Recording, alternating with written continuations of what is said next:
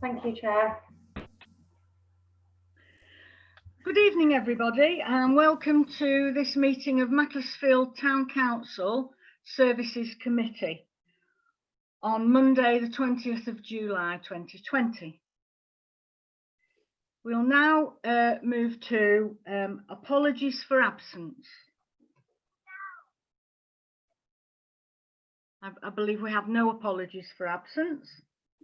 Any declarations of interest, please?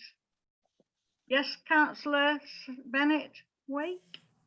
Yes, a non-pecuniary interest. I know Diane Hamilton from the school I work at. She's the parent of a child at the school and past children at the school, Pusbank Primary. Thank you. Yes, Councillor Puttick? Thank you, Chair. Just to declare a non-pecuniary interest for item 6.2 for the Christmas Lights and Lit Fest.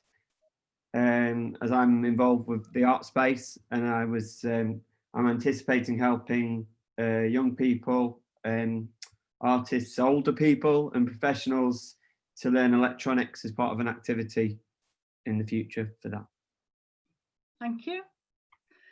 Councillor Wilson? Yes, I'm declaring a non-pecuniary interest in respect of agenda item 13.1, as I am a member of the Macclesfield Harriers and Athletic Club. Thank you. And I'd like to declare a non-pecuniary interest in item 6.2, Lit Festival, as I'm trustee at the Silk Museum, and I know that Lit have been working quite closely with the museum. Thank you. So that's it for declarations of interest. So we move now to the public speaking, and we have two speakers. We have Lynn Jones and we have Diana Hamilton, both of whom will have 5 minutes to speak. When we get to 4 minutes, they will have a warning from Helena, just to warn them that they've just got a minute left. And then at 5 minutes, I'm afraid we're very brutal and we just cut you off in your prime. So try and ensure that you've finished what you wish to say before the 5 minutes is up.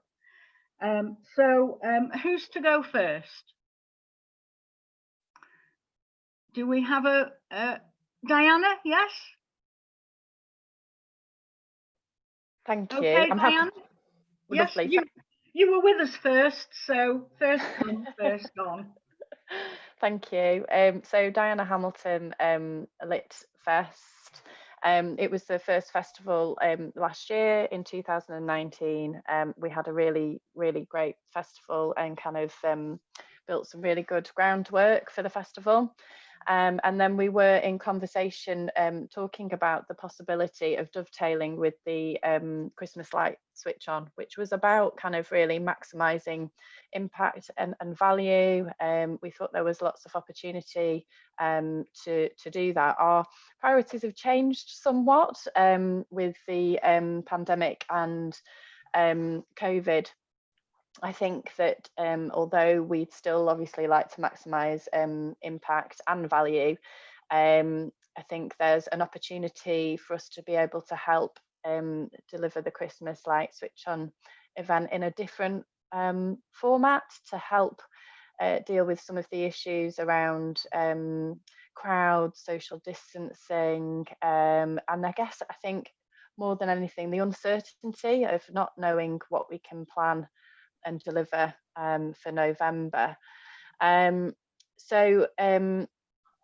But building on Lit from last year, we would like to build on our working with families, children and engagement.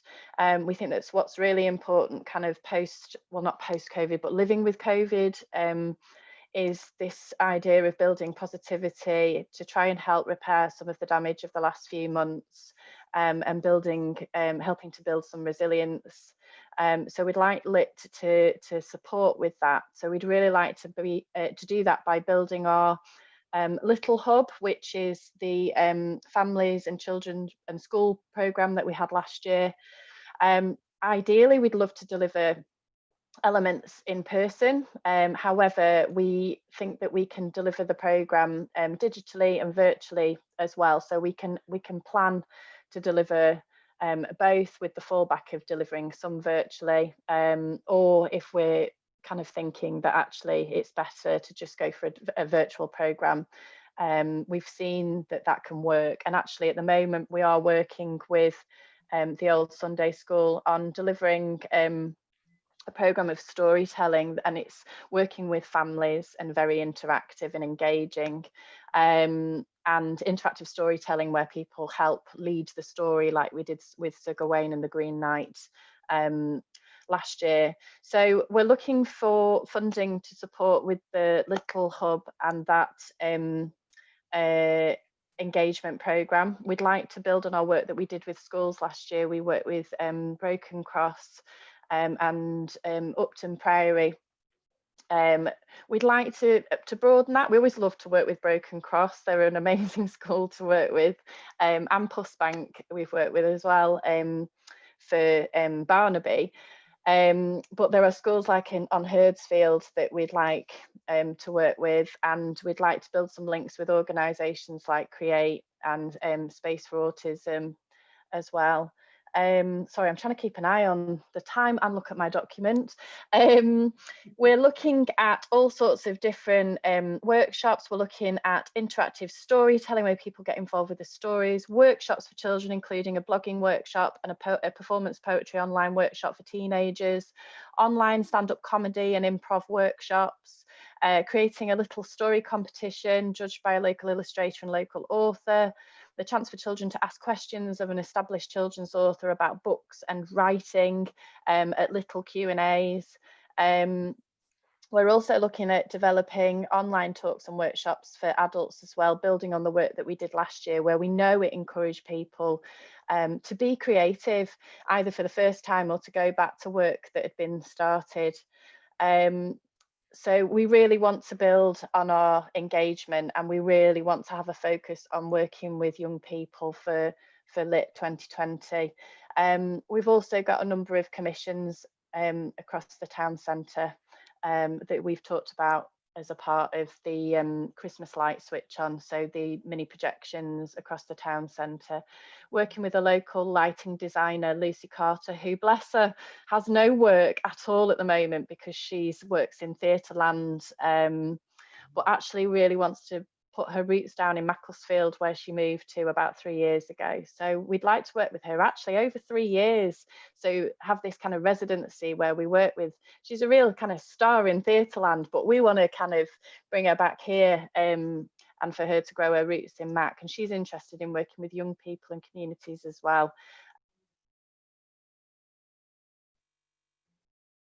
Thank you. Thank you, Diana.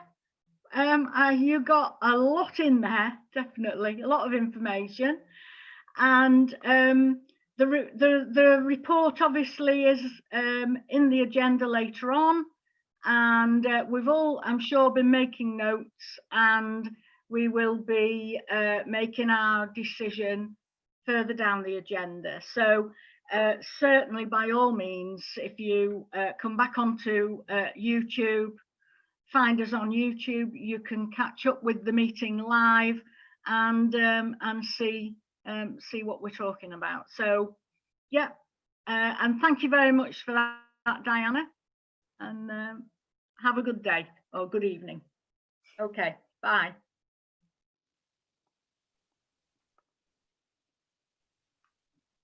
Okay, so Lynn, and you're aware of the 5 minutes with a 1 minute warning, and go ahead, please. Thanks, Janet. Good evening. Yes, well, what I wanted to talk about was post-COVID in Macclesfield and the impact on the town, and particularly the town centre. And I've got two kind of main messages really. One is to appeal to town council to be part of a collaborative response, and to be part of that, the leadership on a kind of post-COVID plan. And the other is some specifics about what things we could be doing now as a town that the town council could be leading on and might want to take up. So, I mean, the general bigger point, obviously, is the economic crisis is going to hit the high streets really hard, and it needs some kind of unprecedented level of response to that. That we know, don't we? We really do know that retail is going to no longer be the heart or the core of a busy town centre, and I think it's very likely that we're going to lose some of our big anchor stores on the high street. Boots have announced they're going to be cutting shops, and M&S the same. So we need to really start thinking imaginatively about what we can do. Online has already been hitting the number of people that would come in and buy, come into town, and COVID has just accelerated a lot of those changes that were happening anyway. So to survive, a centre needs to do a lot of other things apart from have retail, and there's always been a bit too much reliance on retail, I think, generally, not specifically in Macclesfield, but we know from the empty shops already that we need other things. We need arts, we need play, we need sports, we need games, we need learning, as well as housing and co-working spaces and studio spaces. We need all kind of indoor and outdoor spaces to draw people in. And lots of people have rediscovered their town during lockdown, haven't they? They've learned and they found out more about what's local. They've relied on local shops and delivery. So there is an opportunity to build on that and to get more money spent locally. And we know that money spent on local industry, local businesses stays in the economy. And people have also enjoyed the quiet and the outdoors and nature. And I think that gives an opportunity to think more and to explore more ideas about greening the streets, creating green areas, pushing back cars, maybe even closing streets in the town centre and doing more to draw people in, make spaces work for all of us. So those are there's some really big potential changes that we could make. And to do that, I think we have to all work collaboratively together, and we have to get all communities and all the authorities working together. And for that, there needs to be some sort of plan or structure. And there is a proposal that's been made, and I'm really delighted that Fiona Wilson has taken on champion of town centre regeneration. And I hope that you'll be talking about that later on. And bringing all your expertise to bear on that. And town council is obviously essential to be core to that, to show the leadership and to help mobilising all the local talent, because I think there actually is a lot of energy and enthusiasm amongst people in the town centre. When I say town centre, I mean I live in the town centre, and so do a lot of other people that I know. And I think, I'm sure it's the same for you as well, that I think there is a lot of support. People could get stuck in if there was something to get stuck in behind. So that's a kind of long term, and I'll leave you to talk about that later on, and hopefully be part of taking that forward. I think what we want to do now, I think, is another category of things. At the moment, we don't really know what's happening to footfall in the town centre. We need to know what's happened to, are people coming back in? How are they beginning to use the town centre? How do they feel about the town centre since non-essential shops opened again on the 15th of June? I think you're going to find, I was talking to Helena about this separately, I think you're going to find that the data you've got in front of you doesn't answer that question. That you've got data, but it's not broken down in the right way. So what we need to know is, and perhaps it's information that you could share with everyone else in the town, is what's happening. You could get your officers out talking to businesses and talking to people about how they feel about being back in the town. What are the issues that need addressing now? And certainly, it's been a bit of a disaster with the cashless car park arrangement, and then signs saying you're welcome, but that's another thing. We could be using social media, using communication much more clearly to tell people what's going on. Is there a place to go and use the loo? Is there anywhere to change your baby if you've got one? Where at the moment we don't know anything about that. But I think the biggest thing I would say is, what are we doing to make sure that local businesses are being able to take advantage of this Eat Out to Help Out campaign, that the government's initiative? It starts in 10 days. The chains will be helping all their stores to make sure they take advantage of it. We could be out there talking to independents, making sure that they've registered for it, they know about it, and then using our social media channels to make sure that people keep on thanking and rewarding the independents that kept them going through. Oh. Thank you, Lynn. That was your 5 minutes. So certainly plenty of food for thought there. Thank you very much. Sorry, that was a bit of a, wasn't it, with the food thing, eating well and all that. as you're aware, we have got the town centre item on the agenda, and so at that point we can certainly be looking at the points that you've raised, and we'll take those on board with the debate at that point. And by all means, come back in to look at the YouTube, to look at YouTube live. You'll be able to look at the debate, and so you can see how that works out, and hopefully you'll find it a positive item. So thank you for your contribution, and so goodbye to you, and we'll now move on to the next part of the agenda. So item 3 is the minutes of the Services Committee held on the 11th of May. So those that were present, if you're happy with the agenda, could I have a proposer? Yes, Sarah. Mick, are you seconding, Mick? Or do you want to speak? Just seconding. Yeah. Right. So proposer, Sarah, seconder, Mick Warren. So all those in favour, please. Thank you. That's unanimous. Number 4, item 4 is matters arising from the minutes. Yes, Councillor Wilson. Thanks, Chair. A matter arising from minute 16.1. We discussed there seeking ward-specific budgets for community enhancements. And I just wanted to confirm, as Deputy Chair of the Finance Committee, I am actively taking that through to our budget setting exercise for next year. So we will be setting ward budgets so councillors can use those funds for this type of thing. Right. Okay. Thank you very much for that. That's a good update. Thank you. No other matters arising. So we'll move on to the community engagement and events. Item 5, and so 5.1, which is the community engagement update.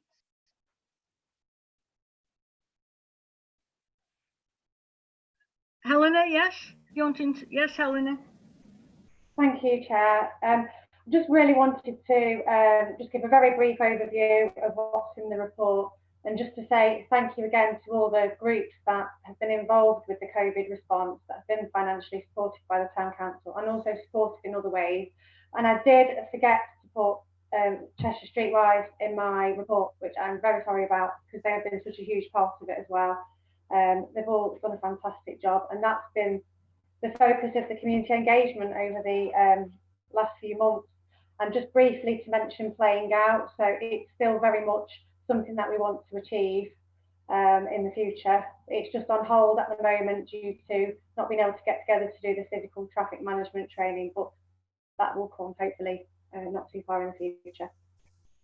Okay, thank you, Helena.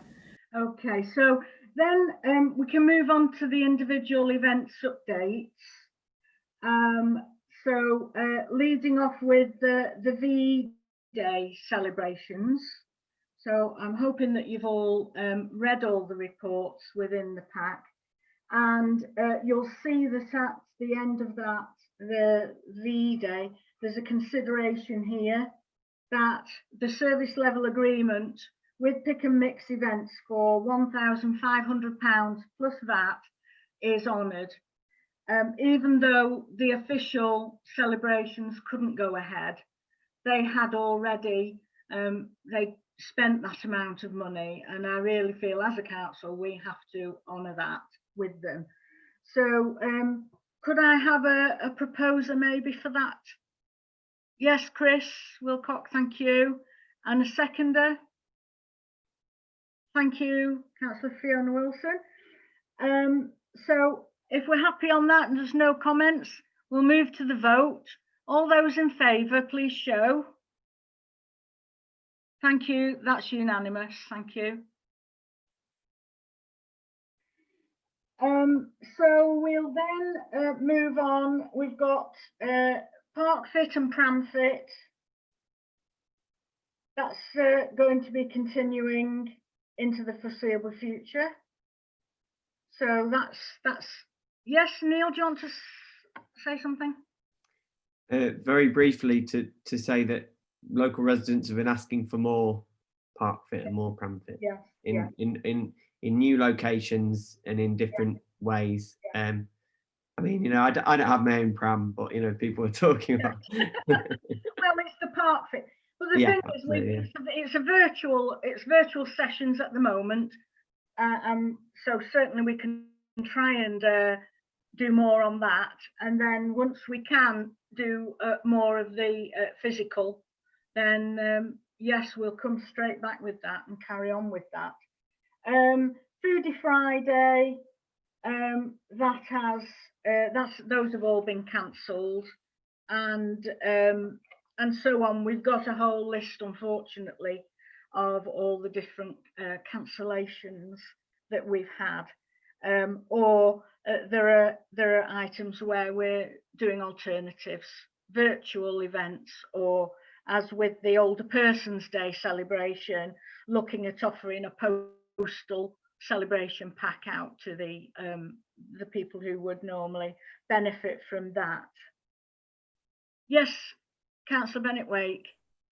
Yeah, can I just say thank the community for how well they've adapted to the virtual and at-home events, and you know, because they've had Pride on the Drive, Home Pride or Pride at Home, where the VE Day celebrations went down really well with households and streets doing their socially distancing events, and even the Armed Forces Day.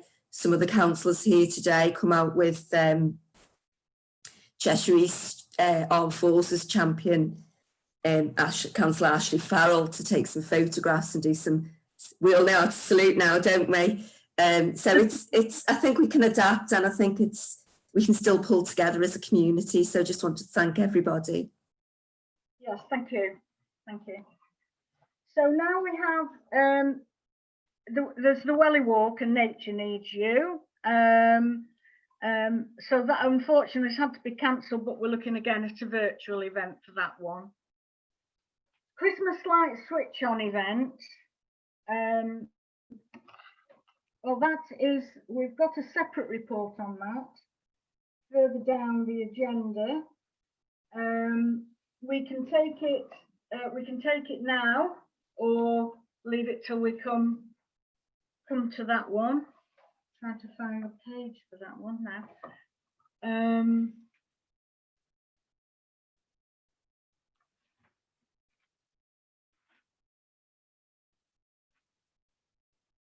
In fact, we can, yes, sorry, we can make a decision here at this, can't we, at this point?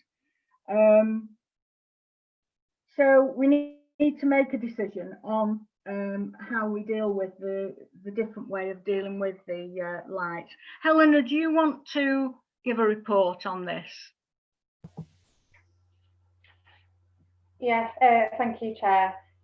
Just to say that planning for this event usually begins end of March, early April. So as you can see, we're quite behind with the planning. And this year, we didn't want to plan something that is at risk of not being able to go ahead, and we also didn't want to just completely ignore it.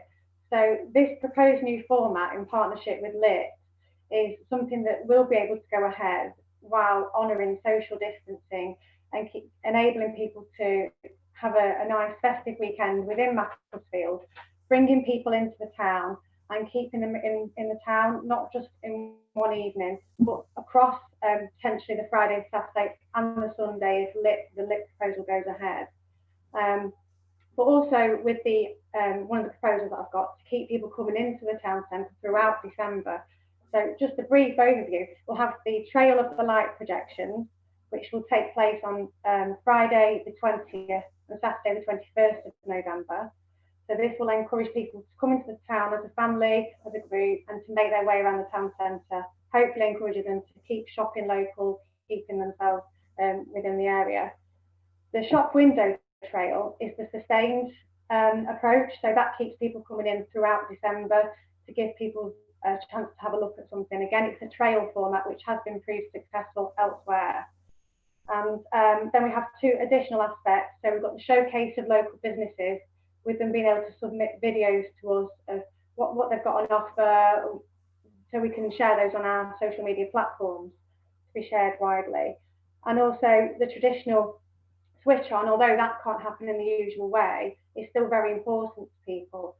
So to have that message from the Mayor and Father Christmas switching on the light, we can still do that. It will be virtual and maybe pre-recorded, but we can still offer that.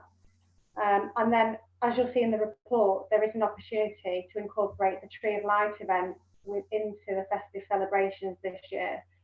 Due to the infection control around distributing stars, bringing stars back in, you know, getting them out to schools and getting them out to all the groups that we usually would, we've got to look at a different approach again. So this idea is to offer artists the chance to approach us with an idea to take the Tree of Light almost virtual. So it may be that people type their messages into the website, and these messages are projected onto the tree. That will be up to the artist to come up with these ideas. But it's just, again, it's a new way of doing these things.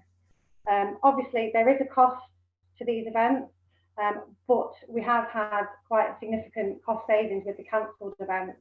So even if we were to adopt the costs that I've written in the report, we would still have an underspend of just over £6,000. So we have got the funds to do this, and my suggestion is to bring these events into the town centre, combine them with the Lit Festival, and create this event that's going to keep people in the town centre over the festive period. Thank you.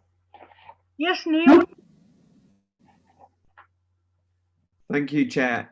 It sounds there's some really fantastic ideas there, and I think this idea of you know, using our local artists and experts and local people to come up with great ways and innovative ways to celebrate that is a really good one. I think one thing I was quite aware of is as a veteran town councillor now, I guess I am, with the Tree of Light. It's just the Tree of Light came from a very organic place in the sense of it was driven by, you know, lots of by Christian groups, by Catholic different Catholic people that almost without coordination just engaged with it as either as part of their own religious practice or as just a general, you know, just a part of their own way of celebrating Christmas.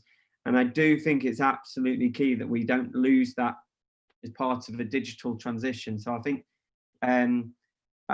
before we move this point forward, I was going to suggest with the Chinese New Year that we engage people who see themselves as the Chinese, of Chinese origin, to incorporate them into the planning for this. And I would say similarly for the Tree of Light, we have to make sure that I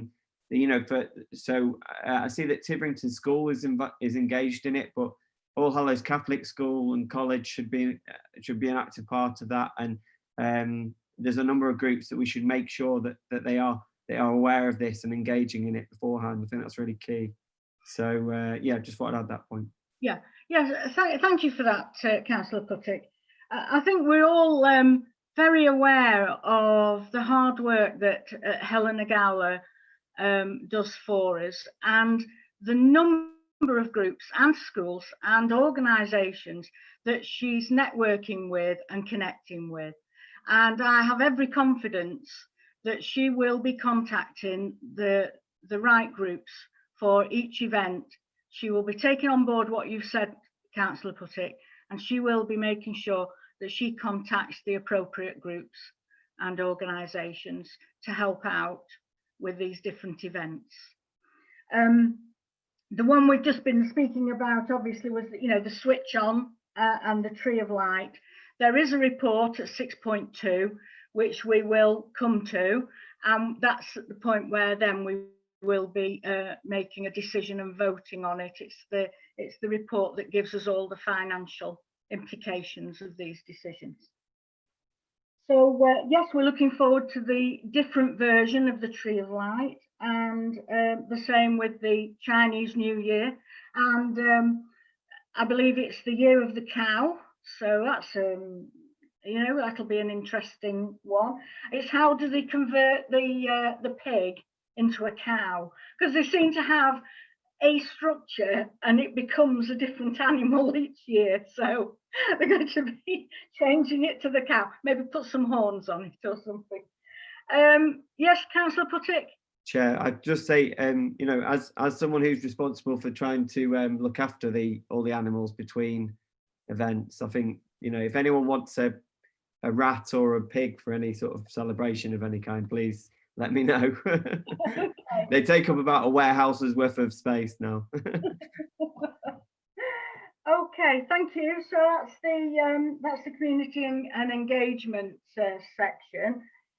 So then we'll move on to item 6, asset and services provision. Helena, do you want to introduce this one? Thank you, Chair. Do you want me to just run through each one quickly? Or? Yes. You know, you've created the report. I think you have the credit for taking us through it. Yes. Okay. So 6.1 Western Community Centre. We're still awaiting those documents, for the windows and the boiler. I have chased that. The person in question has taken some time off, but she is back in the office, so she's assured me that we'll have that paperwork soon. Christmas lights, I have just done that overview, so I'll not go through it again. 6.3, the floral displays, they're looking brilliant. I mean, I drove through the town the other day and they just look fantastic, and they continue to be a source of joy for lots of residents in Macclesfield, and we hear that feedback, so that's fantastic. We did have the best front garden competition. We've got a few entries. It wasn't hugely popular, but I believe it's something we can certainly build on for next year. So those entries have been sent out now to the judges, and that's in the process, and the project officer is organising the admin side of that. So the public toilets, which is 6.4. So there is a lot of toing and froing with this one, unfortunately. So it's been a long time in the making. But so our solicitors are currently in conversation with the solicitors of the owners of the subsoil. There's just more information requests going on. So it is ongoing, although it may appear that nothing's happening. It certainly is in the background. So still hopefully progressing towards a positive outcome on that one. See Macclesfield. So this is the promotion of Macclesfield as a tourist destination. So the lead on this is Keith Townley, and I have spoken to him, and it is on hold at the moment due to the COVID situation. So Keith is going to be writing some descriptions of local bars and restaurants and places to go. Obviously, with everything locking down, that had to pause. So he has assured me that is going to be back up and running very soon. The allotments, again, a lot of this work is ongoing. Sparkle Art is still, South Park allotment is still in the process of transfer from Peaks and Plains. The Brookfield Lane allotment site, we still haven't had it in writing that the boundary dispute has been resolved, so we can't move forward on that one yet until we have that information. But yeah, so the tree inspections, again, ongoing. We've had notification from Stump-Up that 12 trees have been identified at Birtles Road allotments that need some attention. So we're just awaiting the quote on that. So we can give permission for that. Street sports has been on hold. Oh, sorry, Helena. Can I just come in on the allotments? Just as a point here. On the Park Grove allotments, which is the small site on the edge of South Park, which is, as it says in the report, currently inaccessible and very overgrown. and I know that, as it says here, consideration may be given to putting up signs on the plots to ask plot holders to get in touch within 6 weeks before work then starts to clear the site. What I'd suggest here is, because people still aren't out and about as they normally would be, and particularly on these allotments, which have been, I wouldn't say abandoned, but they haven't had as much use as they might have had in, lately. I think we maybe need to wait a bit longer, but we could review it in September, subject to what the government are saying about people being able to meet up more and go out more, to possibly put some signs up for the allotment holders to get in touch with us so we know what's going on there and we can help and do some clearance. I don't think we need to make a formal vote on that, but I think, we need to be aware and maybe revisit it next meeting. Yes, Councillor Warren. Thanks, Chair. Just to come back on that really, Janet, the allotments have been open since the beginning of lockdown. They were open and that was the national guidance. Our allotment plot, every single one is in pristine condition. So I wouldn't let COVID be a reason for us not to proceed, to effectively tell the tenants that they're not doing their job and if needs be, kick them off and crack on, because we've seen a massive surge in demand for allotments. Our waiting list has jumped from 3 to 25. Right. So there's an undersupply in the town, and that's something that we as a town council might have to address in the near future. So where we've got allotments that we can bring into service, I would support us pushing forward with it. Right. Well, that's a good point. And as an allotment holder, you've got a lot, you've got that hands-on knowledge of what is going on, on the ground. So I take that on board. So maybe then, if other councillors feel that with that knowledge there, we should maybe put the signs up and go ahead. It gives people 6 weeks to contact us. That's quite a long time.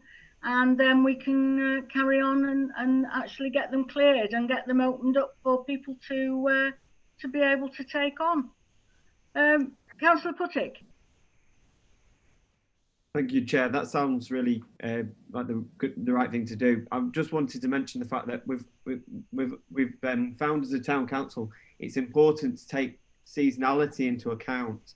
For example, we've had a number of projects which have been made more difficult because of the timing. For example, like the Playing Out project. I mean, you don't want to play out in mid-December normally, so it's this. Similarly with I'd argue with the allotments, you want to be asking this question now because, in terms of seasonality, we want them to be ready. If people aren't using them, we want them to be ready for certainly spring of next year, and look at it like that. Really, we can plan that way. So what I mentioned, I think we should take action sooner with that. Yes. Okay. Well, maybe then, if you do you think we should then have a formal vote on that, and then we've got it formally voted through that this is the decision we've taken. So do I have a proposer that we put the signs up? Yes, thank you, Councillor Warren. A seconder? Yes, Councillor Puttick, thank you. All those in favour then, please show. That's great, that's unanimous. Thank you. So we'll get on with that one. Okay, so right, Helena, if you want to carry on, 6.7 street sports.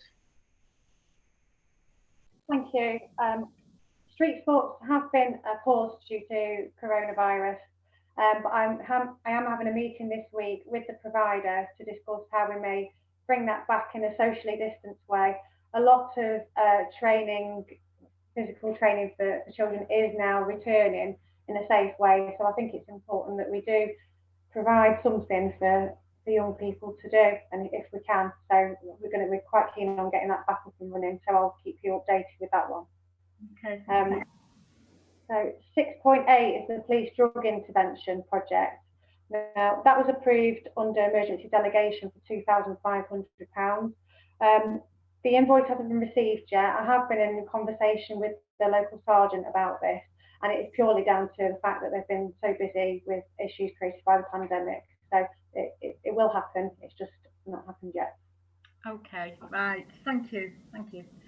So then we come to item 6.2, which is the report on the Christmas light and the lit festival in conjunction with lit. And so we have the report here.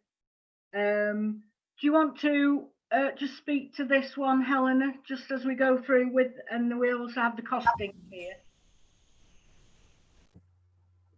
Yeah, no problem. So again, as I said, it's just looking at an alternative way of being able to deliver some Christmas celebrations in the town that's not at risk of being cancelled or pulled closer to the time, because if we put months and months worth of work into it and financial investment, there is a risk.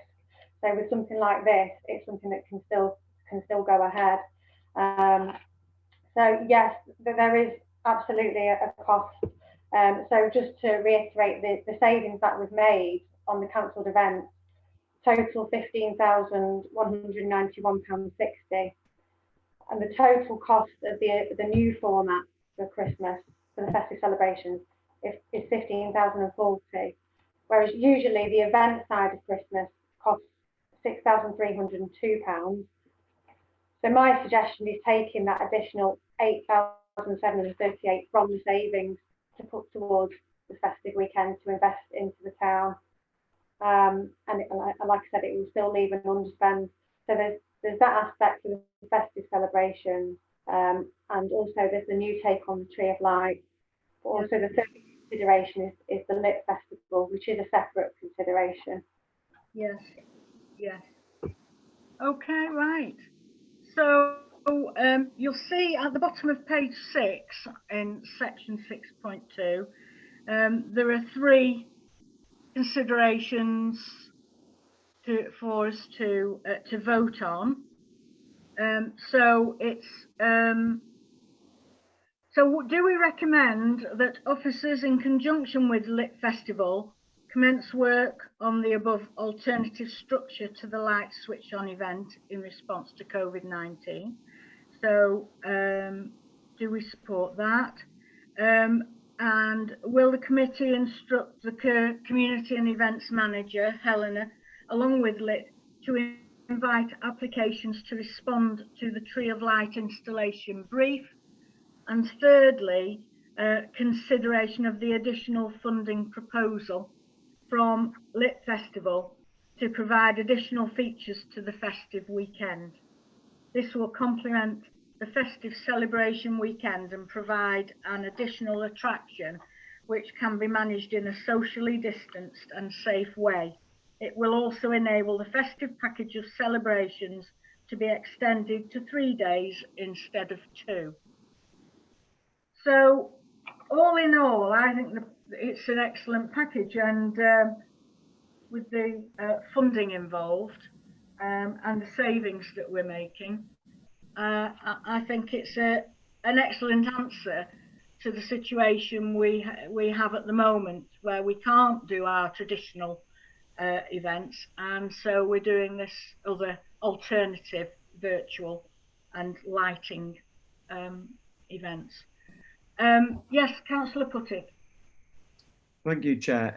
I know I was just complaining only moments ago about the pig and the rats and storing them and what we do with them, but when you read the first point about a magical trail of light projections, it's really exciting, and I think that the just reading it, what it strikes me that, you know, if we're collecting SoundCloud ambient sounds or lovely projections or lovely things, a bit like the way that most of us keep our Christmas, you know, decorations in a box upstairs, is there a way that we can look at one, whether, you know, ways in which maybe projection tools might be something that we buy for another year to save money year on year, and also whether we have some of these things as an archive or as a way to mark the year that maybe we can come back to in a separate year. I know Councillor Wilcock is talking about a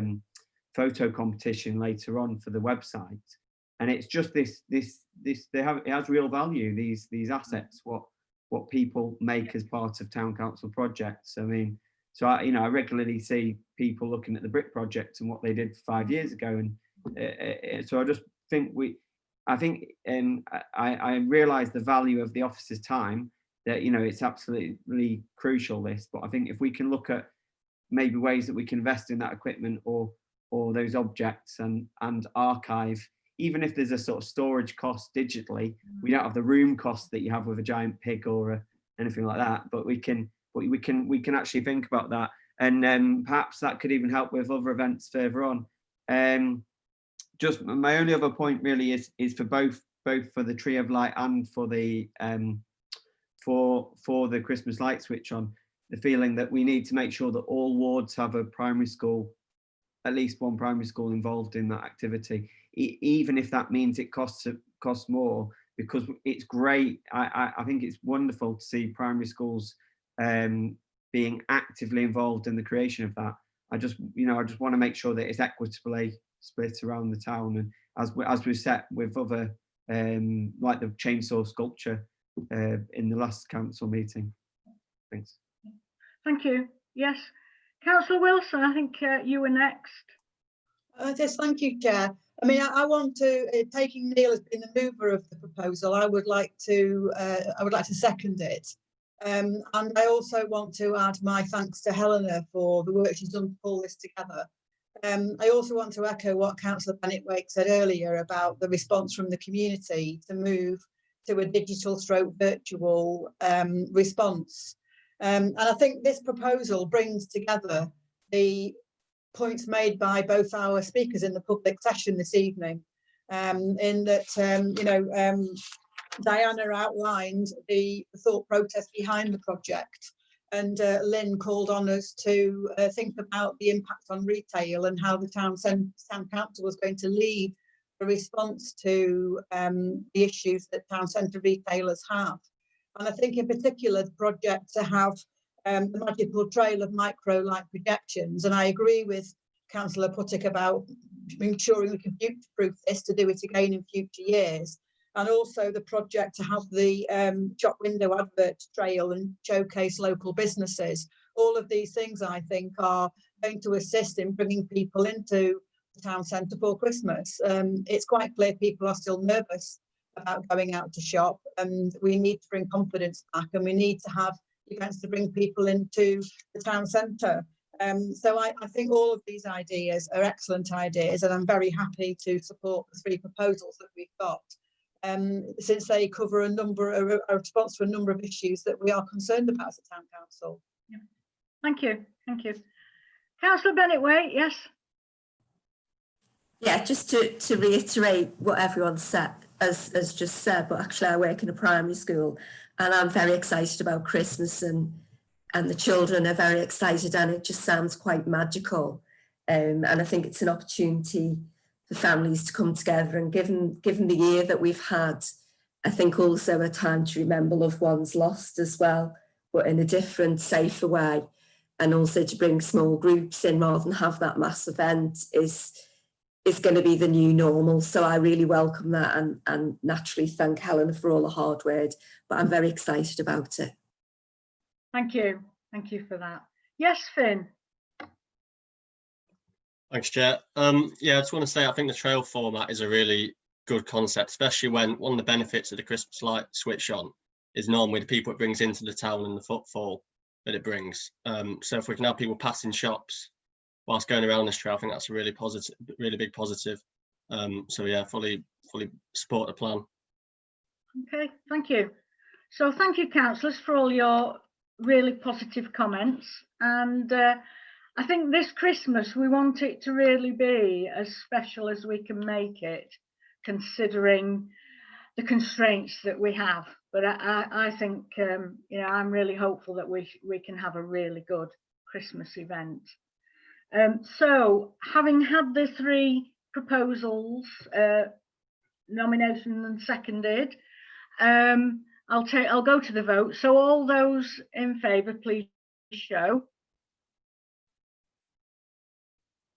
Yes, that's it. That's, yeah, thank you. That's unanimous. Thank you.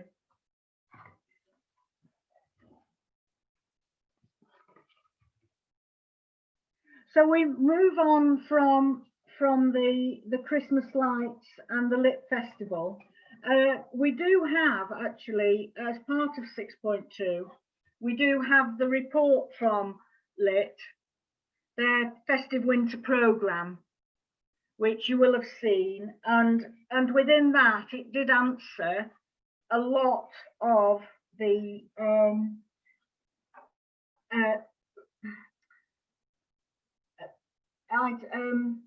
when we saw this was deferred from last services, and we raised a lot of issues then at that point, a number of issues that we wanted answering before we would make a decision on it. And so they've come back with their programme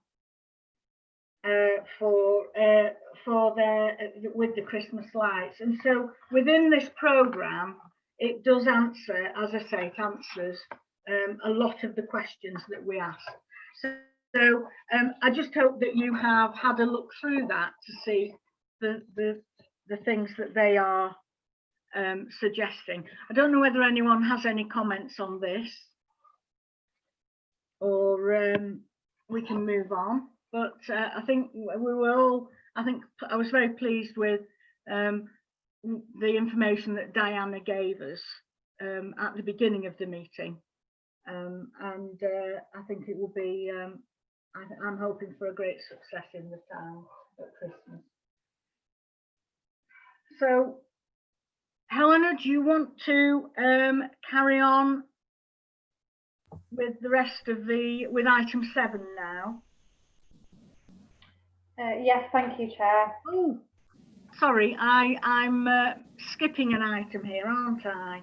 Because we have got item 6.9, which is the Back Wallgate festoon light quotation. If we go down the actual agenda, we've got the lights down Back Wallgate. This was an added an item. It was on the agenda, but we hadn't had the paperwork for it initially. But obviously we received it well in time for the meeting. So I'm assuming that you've all had time to look at this piece of paperwork.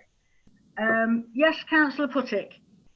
Thank you, Chair. Just to say straight off, I get an awful lot of feedback from different residents and our local PCSO and previous PCSO experienced the same thing, suggesting that we need more lighting. And Back Wallgate's one of those places where you really can just fall over very easily, and for whatever reason. And I think lighting it, better lighting for that area is, whether that's for Christmas or the rest of the time, highly recommended, I would say. Yes, Councillor Wilcock. Thanks, Chair. I mean, just looking at the 3 images that we've been supplied, it looks like it could bring an added benefit, as Councillor Puttick's mentioned, to lighting within the area of town. If you look at the other areas of town that have been lit in this same way, for example, down at Waters Green, down in Sparrow Park, obviously outside the town hall, it just brings a massive benefit to the town. So it'd be nice to try and see more areas of the town lit up in this exact way. I think it's such a positive thing that we could hopefully get involved in. Yes, thank you. Yes, I mean, we've had a programme really of extending the lights further out from the town, and last year it was the further end of Chestergate down to the lights there, and we put lights in the trees at the traffic light junction, and so this area was the next in line, and the businesses down there have really taken it on board, very supportive. They're going to help out with making sure that the businesses around there will give permission for the lights to be fixed to their properties. And for the amount that's involved, which is £5,365 plus VAT, I think it's an amount well worth supporting. They will be permanent, they'll be up there all the time, lit up. So, and it just brightens and lifts the town. And as we found that all across the town when we've put lights in, it's really made a big difference to the atmosphere. Yes, Councillor Puttick?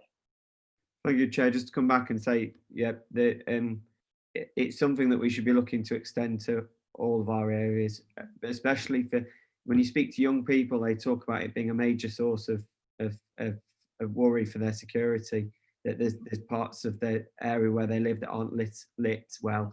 And I know this isn't quite this isn't the exact point that we're talking about here, but I do think we need a wider conversation about better lighting for our edge of town shopping areas, precincts and walkways, just from a security point of view. So I'm going to put that out there again with this idea of, you know, making sure that all of the benefits go to every ward in this town, and we reach out that way. I've got I've had a lot of encouragement from PCSOs and other police officers about this as well. So so at this point I'd like to move to the vote. Do I have a proposer for this? Yes, Councillor Wilcock, and a seconder. Councillor Puttick, thank you. So, so if we move to the vote, please, all those in favour, please show. Thank you, that's unanimous. Thank you.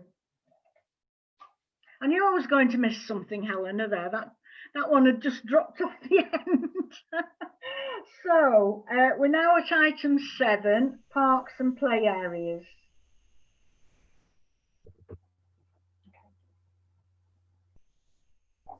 Yes, Helena. Yes. Thank you, Chair.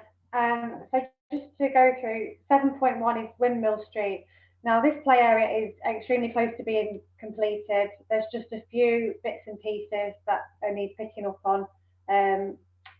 Councillor Wilson highlighted the fact that the benches haven't been installed.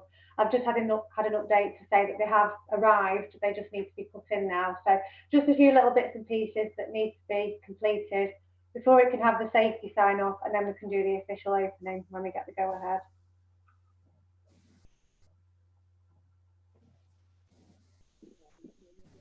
Come in on that, please.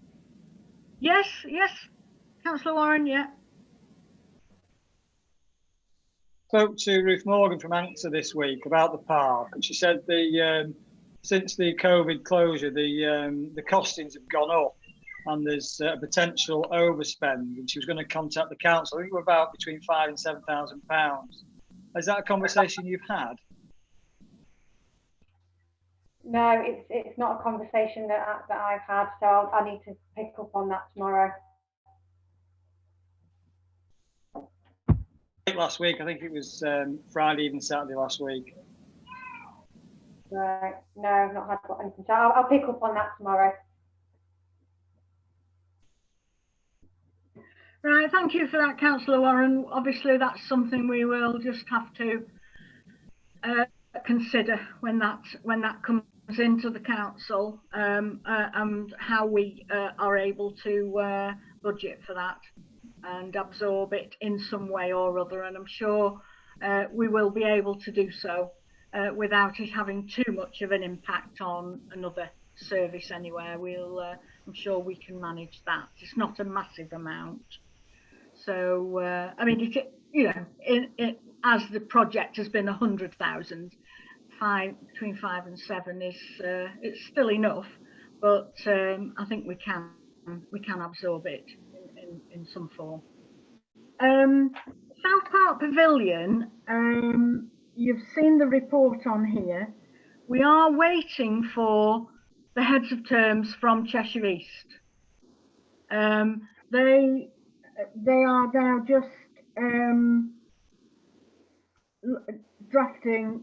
We need the final heads of terms and the draft lease from Cheshire East Property Services.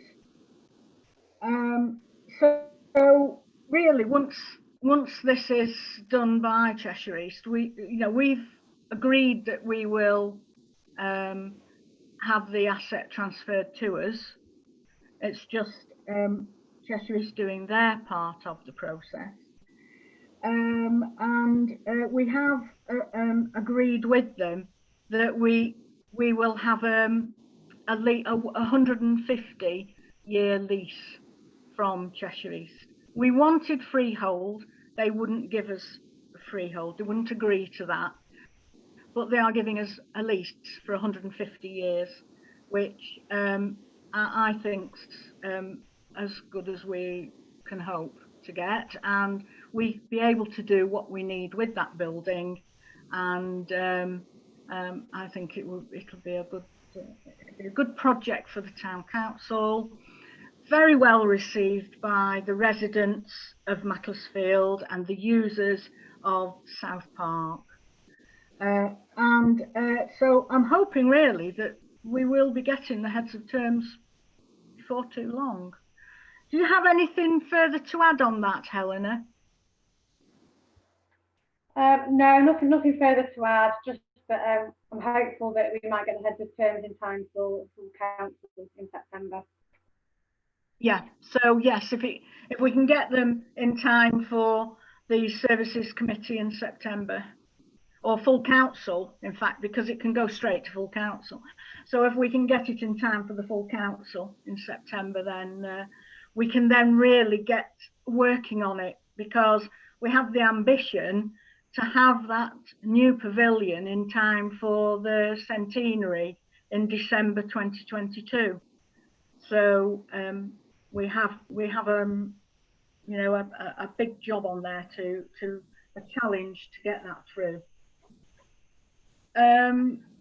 Future Forest. Do you have anything to report on that, Helena, for us? I don't, but Neil, Councillor Puttick, has actually been doing some work on this.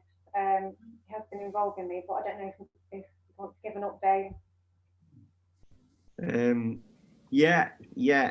Hopefully not treading on Helena's toes or anyone else's toes with it. Because of the report talks about the fact that we've had small successes with tree planting in South Park. It's been very well received, and conversations with developers about additional trees going in as part of agreements there. I've been looking at, I've spoken to United Utilities about some reservoirs above the town, and it's amazing really, because you get used to this idea of there's going to be all sorts of barriers, and sometimes you just sit there and the United Utilities people say, fine, let's just put up 100 trees, fine. It's wonderfully refreshing when you hear that sort of attitude towards it. But I mean, the way I've been talking about this is in terms of, one, the sort of the fact that during lockdown, an awful lot of people discovered the edge of town and discovered that they wanted access to the countryside, and some of these areas that we're looking at for planting are places that those people are now going to and discovering for the first time. But also there's a scope about in the future, quite seriously, the town is going to be at risk from flooding from the hillside, and as we've seen in other nearby towns. So there's all sorts of quite interesting conversations about long-term tree planting, and it's funny. The United Utilities people were saying, "Oh, we're going to get back to you in 2 days. Is that long enough?" And I was thinking, well, how long? 100 years for a tree, isn't it? So it's this idea of that a multi-partnered approach might be really interesting, and it have this side benefit of actually opening up pathways to the countryside. So I'm awaiting conversations with golf clubs, with the National Trust, with I'm going to speak to Forestry Commission, and an expert who works in Greater Manchester has been talking about the City of Trees initiative. Well, I wonder whether we could do a sort of Town of Trees initiative, and it sounds like we're talking the same sort of language. So I would say similar to the park pavilion, it's going to take a number of years to get going, but yeah, we're seeing some roots. Just a thought on that then, Neil. I am assuming that any areas that you are looking at for tree planting are within the town boundary, because that is what was part of the town council remit, is for tree planting within the town boundary. So it's just a thought on that, you know, we're not, I won't say branching out. I'm into this tonight, aren't I?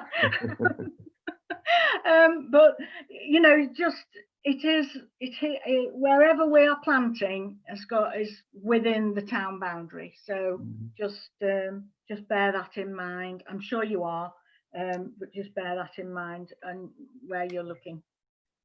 Okay. Thank you, Chair. It's just wonderful to actually see that we've got an awful lot of beautiful green areas in Macclesfield. Yes. Well, that's good. Like I say, an awful lot of people discovering it. I discovered it anyway because I've got a dog that generally pulls me through them all. So I know about them anyway. But there's but it's also about this idea of access.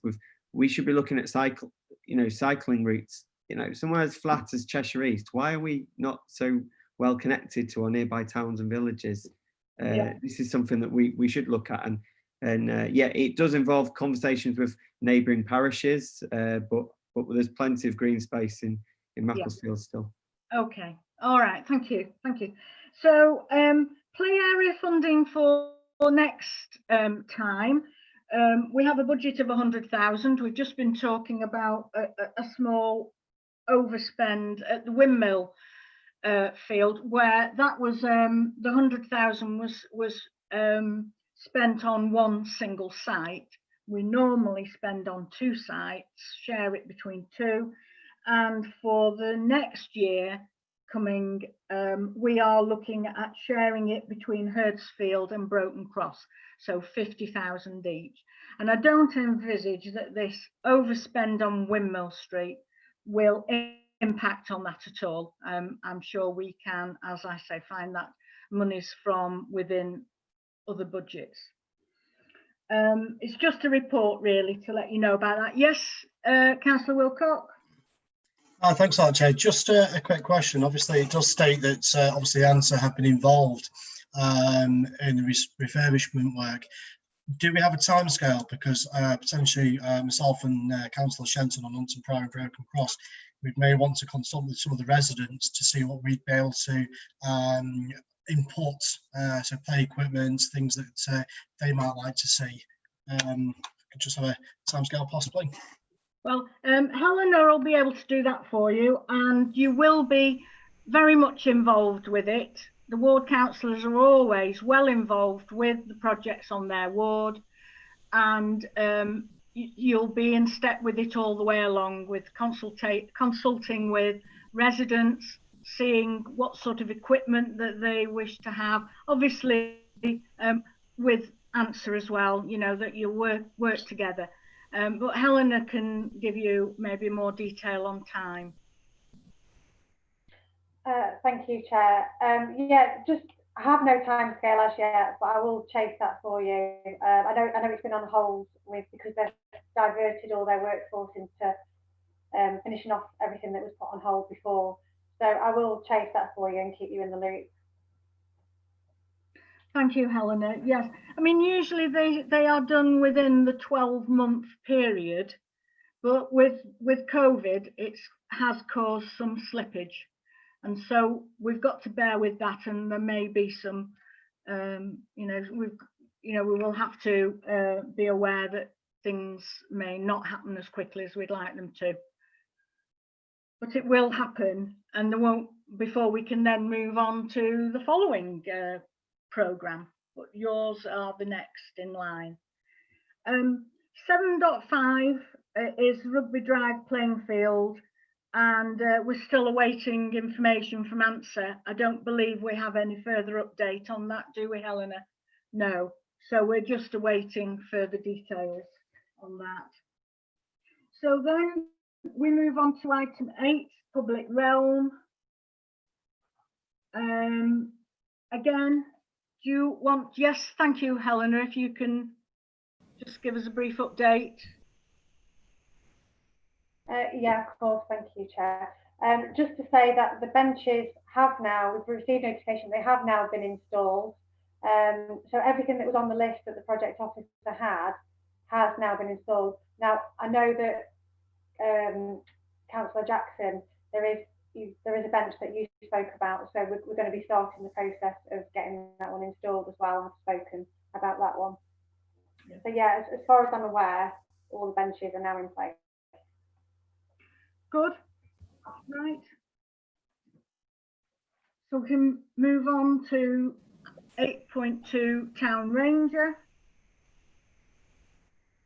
So this has been a fantastic service for the town, very popular, one of our most popular services, which we have expanded. Yes, Helena. Thank you. Just to say that again, Janet, just what you said, it's been so well received.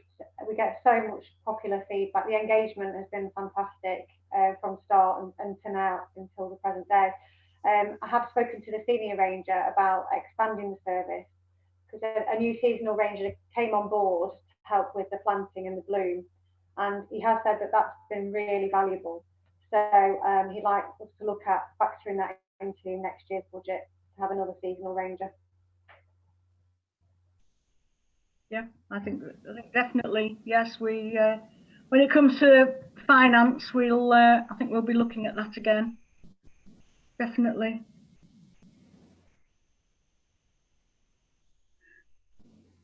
Um, 8.3 provision of the dog fowl bag dispenser. Yes, Councillor Wilson.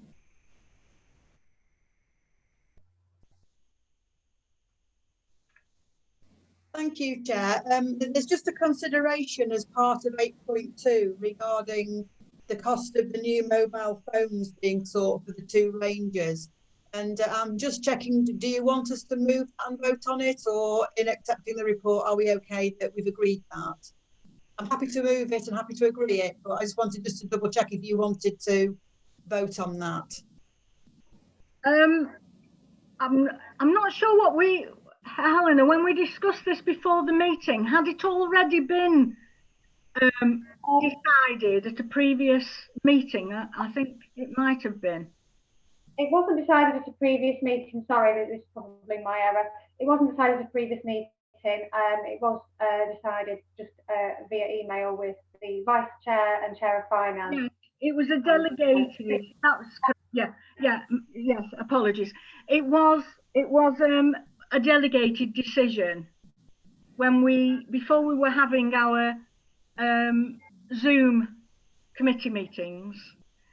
It was taken when we had that series of decisions, delegated decisions that were approved, and it was taken at that point. So it has already been agreed during that series of delegated decisions. So we don't need to vote on it. If everyone's okay with that, right? Then we've just got provision of the dog fowl bag dispensers and the report on the notice boards. So yes, Councillor Puttitt. Thank you, Chair. It was just to say that I've responded to a Cheshire East Council consultation about dog orders around dogs' behaviour and dog fouling. And I think it is pertinent to this. And the deadline for councillors or anyone to contribute is the 8th of August, and I think people should.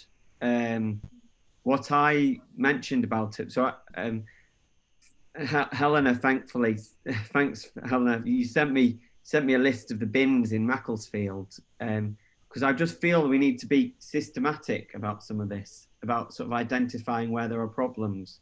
And I feel sometimes we jump a bit too soon to the sort of trying to enforce without being informed, or I'm still discovering that myself. But so Helena sent me a list of all the bins, and there's hundreds of bins, you know, and there's hundreds of and we need to have hundreds of poo bag dispensers. We do, and because that will help us to find out whether people are actually need to change their behaviours, and we need to be really systematic about this and do it in a way so to identify where there's hotspots, you know, to offer people poo bags and bins and offer them every available way to actually clean up after their dogs and to look after their dogs, and then move to enforcement. I think that, you know, with austerity and you know, lack of provision with Cheshire East Council, we might have lost that somewhere along the lines. And I think it's really important we go back to this to identify where there's a real problem and actually know what to do about it. And I think that it's the same for litter, for all sorts of different areas, that we need to really offer, offer people the chance to do the right thing. And I think the other thing I'd just say, you know, I'm a sort of I actually got given a dog. I didn't necessarily want to be a dog owner, but I've reluctantly taken on that responsibility. And I do think that the dog owners of Macclesfield could actually work together to be supportive and to help people, because there's you know, I don't need to say this, but not everybody who owns a dog lets their dog go off on its own or off the lead or create problems. But as a community, I think we could be engaged to actually do something to help. So it's very, you know, I know I'm grandstanding on a sort of an area, but I think we do need to be comprehensive, and I think that Cheshire East certainly needs to take that into account for what they're planning. So I just thought I'd mention that.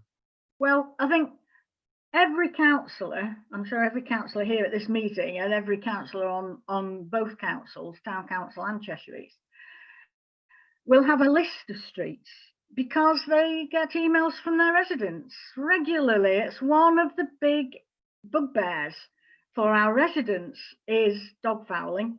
So we know ourselves from walking our patches, we know the streets where it is.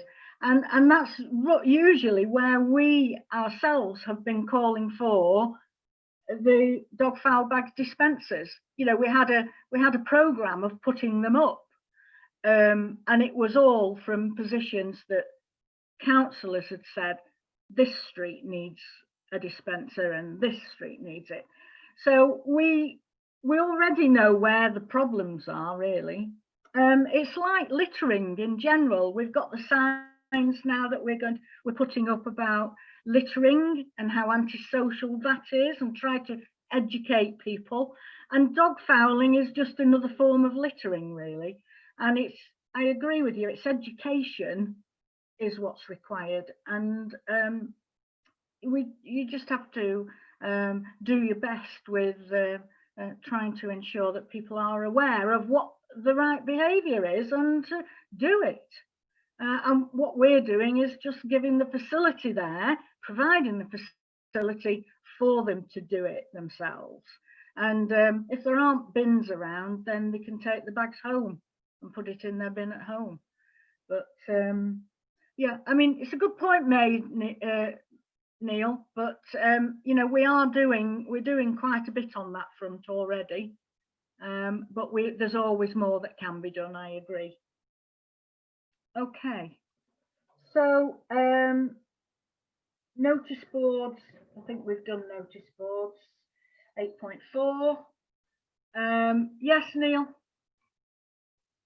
Sorry, Janet, just to come back on with the notice boards, very similar idea that, you know, I just think we need to, my point is we need to be comprehensive with it. So having the new councillor Mike Hutchison on Western Ivy, he's talking about how he can get a handle on what on getting information out to all the parts of his ward.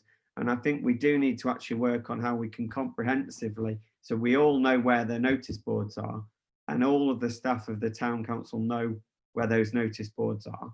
And that enables us to advertise and reach everybody in our wards. And you know, it's just, as much as just having spreadsheets, but it's important to know that. And so I just think that the this idea of administration, of course, it's a mammoth task to know all the places that we're going to promote events, but I think we should be systematic and put in that little bit of work to do that, because I think it'll really pay off for the council. Well, that's Yeah. well, councillor, that is a total change then in the policy of the council. The council has always been very happy to erect and pay for notice boards in any location that a group or a group of residents want it, if they can get permission. And the council's quite happy to provide a notice board. But it is on the proviso that those people maintain that notice board, not the council. That has always been our policy.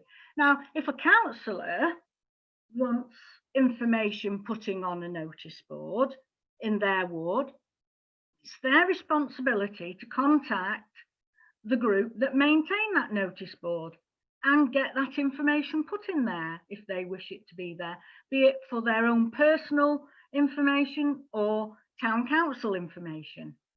It's their responsibility, not the officers of the council. The officers of the council cannot be doing that role. And it's always been the policy of the council. Now, if you want to change the policy, then fair enough.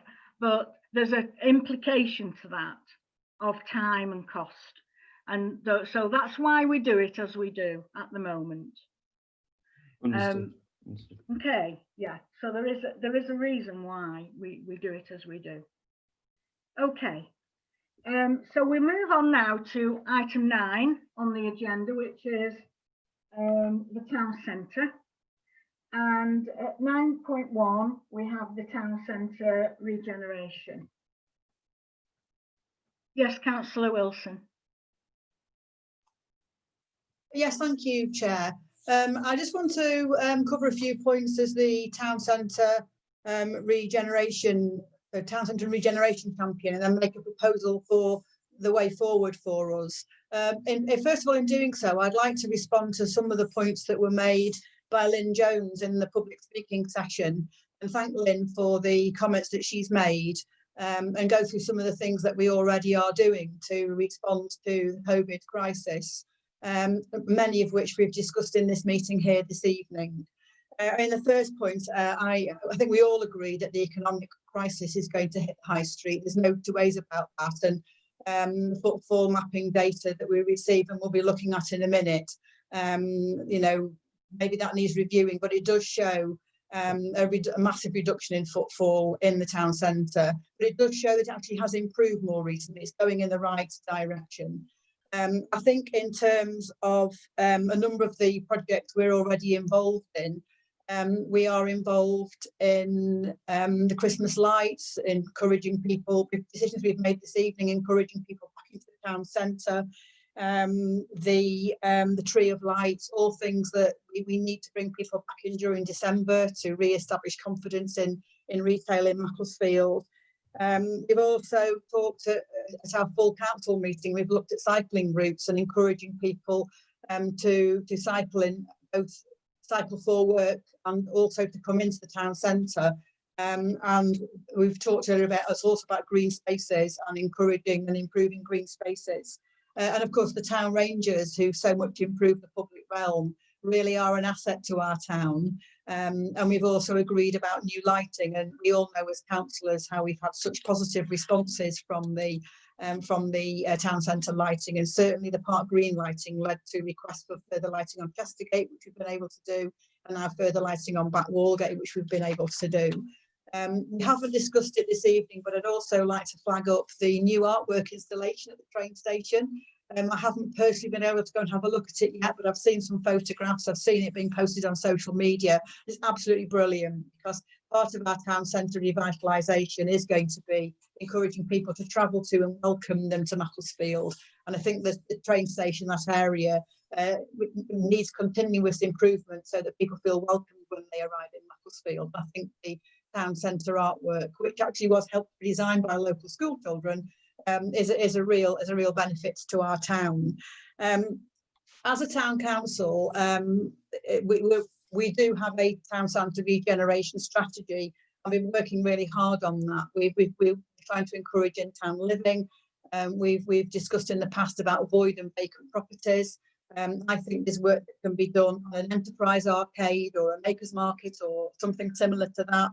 And we're working we've agreed to fund, and we're working to commence a conservation area review, because heritage is such an important part of Macclesfield's town, and those are other issues that we're working on.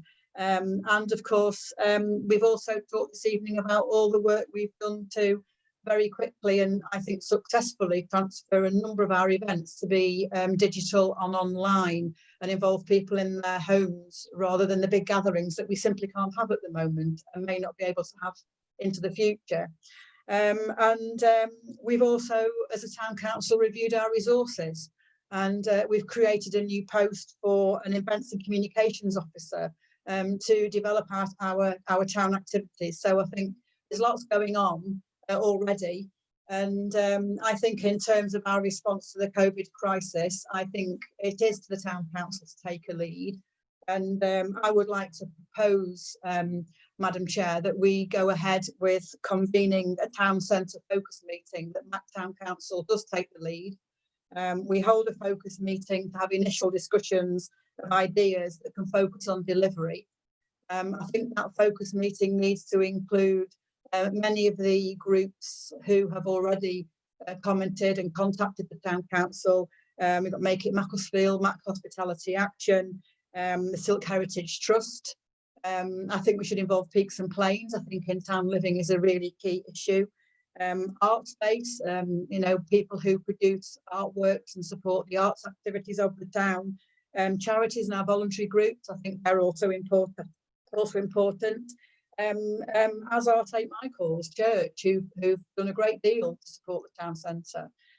We talked earlier about the struggle we're having to have toilets in the town centre and the battle we've got, the legal battle we've got going on just to try to build on the subsoil, you know, in Exchange Square, and we're still continuing with that. And I think there's also Macclesfield Civic Society and the Grosvenor Centre, all of whom I think you need to listen and take on their views.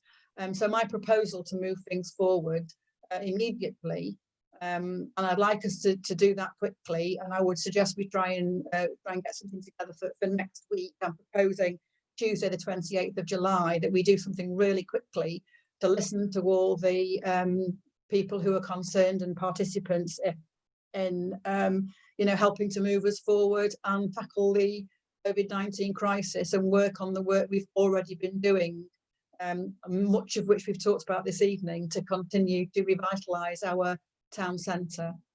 Thank you. Thank you. Yes, Councillor Bennett-Wake.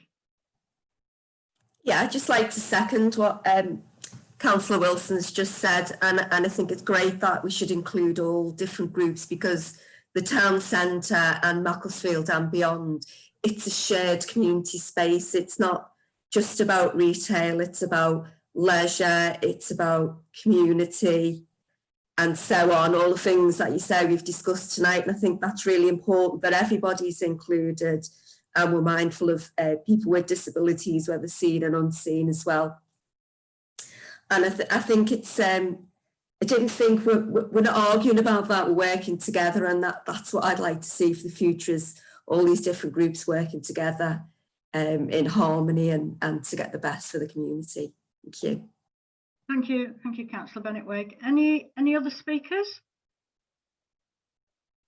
So we can then move to the vote. We've had a proposal and a seconder that we set up the town centre focus group and hold a meeting on Tuesday the 28th of July.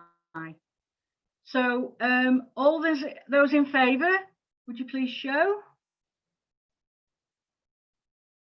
Thank you, that's unanimous. Thank you. Right, well, thank you for that, Councillor Wilson. And you'll then be able to obviously report back to us all after that meeting. And I hope that it's a good way forward and that all the other interested parties will take it in the right way and will come and join in with this group, and we can take it all forward together in partnership. So I have great hopes of that. I think it will work well. So thank you. So then we go to 9.2, which is the footfall mapping data.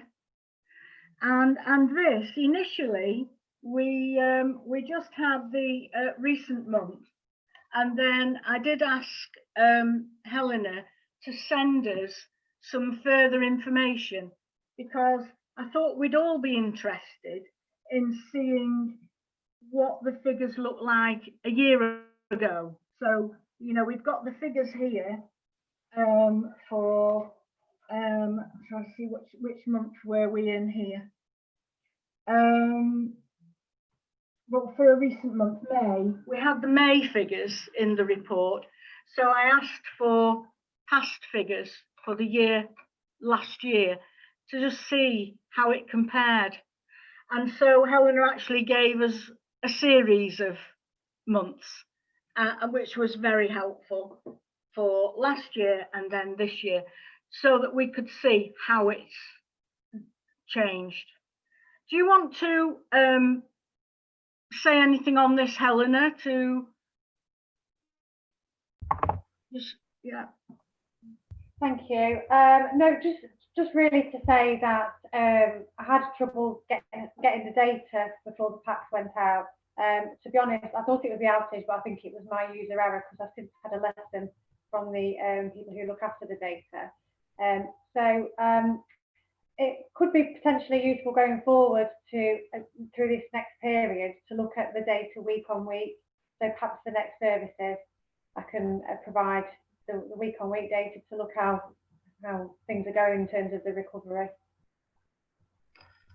Yes, thank you, Helena. Yes, because I think particularly with setting the group up, and if we are moving, I don't know how, obviously we're hoping to move quite quickly, introducing various measures if we can, then this is a very good way of just keeping an eye on what impact the changes are having on the footfall in the town. So I think it could prove to be quite a useful tool for us.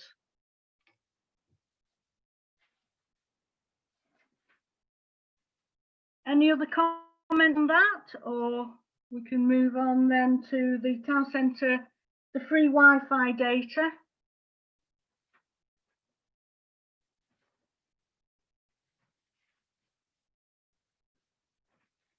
Not being a very technical person, I'm not that. I sometimes look at these and I'm not quite sure what it's all about. But any comments on those? No. Okay. So then we have item 10, which is bus services. The working group. Do we have a report back on that? Don't think we have we? Yes, Councillor Puttick. Thank you, Chair. Just to say that I'm looking forward to being a part of the bus working group, and I think it's really pertinent because of the links to the town centre and from the last point what we were talking about. Very much with previous plans, we've seen an effort for the town centres to think about where people come from and how they get into the town and how they use the town. And I think they'll be working with the new town clerk and experts on transport will be really useful. I think the one thing I'm quite conscious of as well is that we're talking about transport for working populations, not just for retail and all sorts of different applications with that. I think as Lynn Jones mentioned, qualitative data is going to be absolutely crucial with that, actually working out what we can do as a community to improve transport and opportunities for people, and working with Cheshire East on connecting large businesses, different parts of industry, different parts of the town together, and being very smart about it. So yeah, looking forward to it.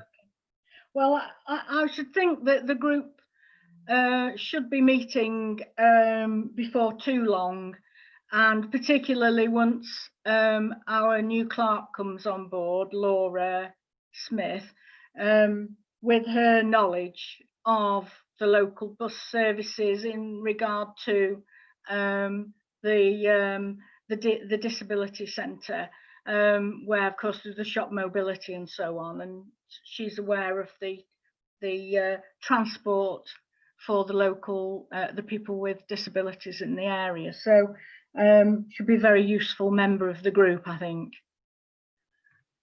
So we'll move on then to item 11, communication. I don't believe there's anything under communication. No, we haven't received any. We haven't any items under that heading. But Silk Heritage, we've got the Silk Road Monument. Yes, Helena, yes. Thank you. Just to say that they have now, the solicitor has now received our cheque so that the planning permission can go forward this week for the monument. Thank you. So, right, so the planning application is going to be submitted therefore for the monument in Sparrow Park. So it's just an update really to let us know what's happening there. And then visits and engagement. Yes, Helena. Thank you. So there is going to be a visit on, I think it's Friday the 7th of August from the artist in relation to the monument. So that's going to be hosted by the new town clerk, and the invitation has gone out to all councillors, and something's indicated that they'll be able to attend. So there is going to be a visit, which is good because there's not been able to be one for obviously quite a long time. Okay, right, thank you. Correspondence, item 13, Mac Runfest. Any speakers on that? Yes, Councillor Wilson. Yes, thank you, Chair. We've had a funding request from Mac Runfest, which explains in detail the challenges that Mac Runfest are having this year with having to cancel the event. And they are going to be providing a virtual run fest over the weekend of the 19th and 20th of September to replace the actual race events that we're organising clearly can't take place because of social distancing issues. Last year, the council did make a grant to Mac Runfest of £4,000 to support with the fundraising efforts, and also to ensure that Mac Runfest were able to meet their fundraising targets. I would therefore like to move that we do this year support Mac Runfest again, and that we make a similar donation, a grant payment that we made in 2019 of £4,000 to assist with the fundraising efforts. Thank you, Councillor Wilson. Yes, I read this report, or letter, shall I say, really, with interest. And I saw that we gave them a grant of £4,000 last year to help with their costs. Reading the letter, I sort of assumed really that they would not have the same level of costs being a virtual race. Now, there's still an element of cost, but it wouldn't be the same. But I was of a view, likewise, really, that the council should still give them a grant. But the thought that came to me was a grant of £3,000. The reason behind that was that there are 3 charities that they're supporting, and the £3,000 could be split between the 3 of them. It's just a thought, really, because I couldn't see where they would have a large amount of money for actually organising the event.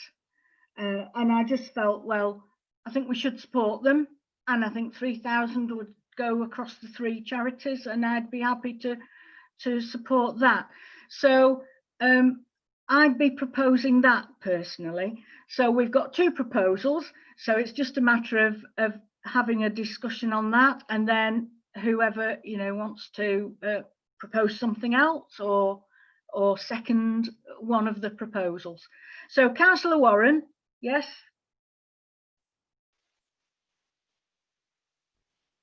Along with what you're proposing, Janet, this year. It's an exceptional year, obviously, for obvious reasons. I'd be happy if we were to continue with the grant year out. What I'd like to see, as the Macclesfield Runfest expands and grows, I'd like them to become a little bit more self-sufficient. I'd always like to support it. I think it's a good and we should a recognition that we do support it on the day. For the 3,000, and I propose maybe in future years we might encourage and us just support them as a town event rather than what is almost 25% of the amount that they're looking to raise. Thank you. Thank you. So you're seconding my proposal for 3,000, Mick? Right, thank you. Yes, Councillor Wilson. I just wanted to, I think we should make a grant, and if the majority decision decides £3,000, well then I'm not going to take my bat and ball home with me. But the point I wanted to make is that I can see clearly there's going to be a reduction in costs in terms of road closures and things like that. But there is going to be an increase in a reduction in revenue because participants were given 3 options. Option number 1 was to get a refund of their fees, and that people may well have asked for their money back, because we do need to bear in mind that with COVID-19 and the pressures that are on people losing their jobs and being furloughed, there's probably quite a number of people who had to say, look, I need to have my money back. There's a second group of people who would have asked to have their fees rolled over until 2021. So those people will have transferred their entry to 2021. And then there will be a third group of people who would have agreed to have their entry fee go towards the charities. And so there was 3 different groups. So out of the 3 different groups, it's possible that 2 of those different groups would have asked for their money back for perfectly understandable, or transferred to next year, or had asked for their money back for perfectly understandable reasons. So the reason I moved 4,000 was that because that's what we did last year, and I'm conscious that there were other drains on the resources of the event because of that while they're not having to make some costs, they could well have lost quite a lot of entry fee money, which is why I proposed £4,000. Do I have any other speakers? Yes, Finn? Thanks, Chair. Yeah, I'd like to second Councillor Wilson's proposal. I feel in these exceptional circumstances, we should be looking to support charities like the Runfest, especially when their target still remains at 15,000. I think we should be doing everything we can to help them maintain that target, really. So yeah, I'd like to second the proposal, Councillor Wilson. Right, okay. Now then, you're testing me now as the chairman, but I think my proposal for 3,000, as it was also seconded, becomes the substantive proposal for the moment. So you'll have to decide which proposal you wish to support.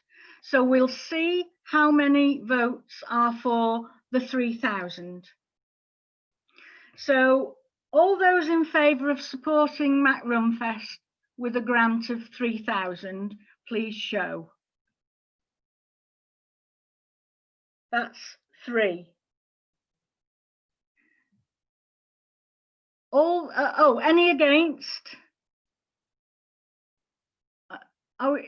We're going through the vote. We'll go through the vote. Against, so 3 against. And any abstentions? Right. So you've got the voting there, Helena. Thank you. So all those in favour of £4,000 grant to Runfest. So all those in favour, please show. That's 3. All those against? All those against? Any abstentions? So we have a tie. So I'm afraid I have the casting vote as chairman. It's the only way we can do it, as we're 3-3. We're tied 3-3. So it'll be the 3,000 for them. So that's what we have decided. Thank you. So it's a good support for them, and we'll obviously see what happens next year when we're back to normal. Fingers crossed. Anyway, okay. But they've got support from us. It was just a matter of the level of the support. So thank you everybody for that. We've now got the members' items. Now I'm mindful of the time. We'd have to suspend standing orders in 10 minutes. So I'm hoping that we can clear this business before 9 o'clock. So we've got 14.1, which is the Titherington planters. David. I'll try to be brief, Chairman. Thank you very much for allowing me to speak. This is a sort of ongoing problem. I'll be as quick as I can. In that we have a map. Can you call up the map, Elena? Coming up. I don't know if you're all cognizant of this problem in Titherington. There's a map coming up. Hang on.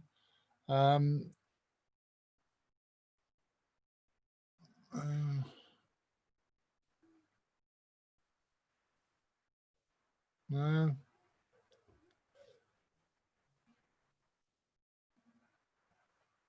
There we are. Right, yes. The particular problem is, I don't know if you can see the car park, which is a light grey, that's in front of the spa. That has now been resurfaced. So the actual photograph is fairly old, I would think. And the problem is right to the right-hand side of the car park where it says Titherington Drive. What happens is I've had the head of highways look at this and he didn't like it, any alterations there or whatever. I've had Andy Simpson from Highways have a look at it. He didn't like it either, because just to the right of where it says Titherington Drive, just on that corner there, there's a whole load of cables underneath the footpath there. So the idea of shaving off a bit off the footpath or anything like that just really is impossible financially. What happens is that the buses come up the main road, which is the light grey one on the from south to north. They turn right onto Brocklehurst Way, and then they're supposed to turn left. This is the 10 and 10A to Bollington, turn left and just go round to past that grey car and the white car and so on. And they have extreme trouble getting round that corner. They have even more trouble if they meet the bus coming the other way, which is quite common. You wouldn't believe it, but they all meet up at this junction. And then you get some prat parking on that corner piece there with a 4x4 with a trailer or whatever, or just on the edge of the car park where there's a sort of grey car park there, a dark grey, just below that white car on the car park.